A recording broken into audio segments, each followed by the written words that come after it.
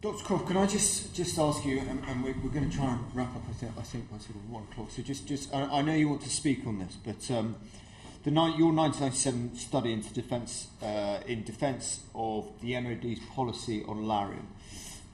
Can you explain the findings of that study and what persuaded you to come to your current position on the issue of this drug? Yes. The study was carried out in 1995. In fact, there were two successive trials. First one was from January till March, and that was in the 1st Battalion of the Grenadier Guards. And then the second one was in October to December. That was in the 1st Battalion of the Princess of Wales's Royal Regiment. And really there we were looking at what I call the background noise of intolerable side effects, which we really didn't know existed. The official line was that this was a really well-tolerated drug that had no side effects at all. Believe it or not, that's what the experts were saying.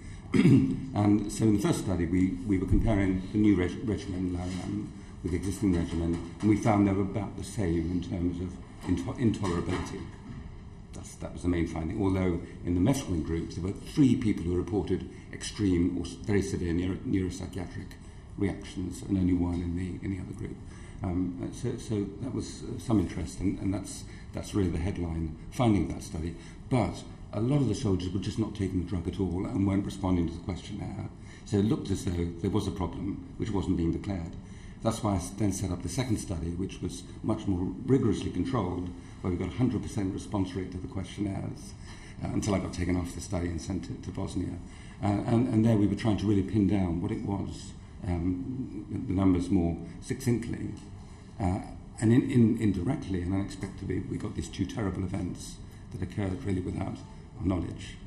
But the central finding remained the same, that chloroquine and proguanil is about as generally intolerable as methylene. There's no such thing as a well-tolerated anti-malaria drug.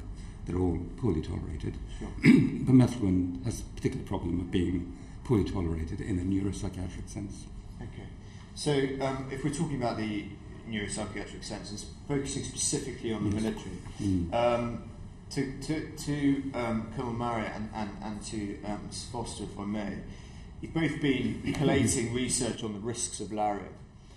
How much of that has been focused on the military? So we hear a lot about how all drugs have side effects, how this is suitable to be used as a last resort, how in the general civilian arena, travellers going with the FCA or leisure, or wherever it may be, we receive advice on that. How much of your work has been specifically focused on the military and the very specific stresses that they will come under, having perhaps been on multiple tours before or conducting operations at that time?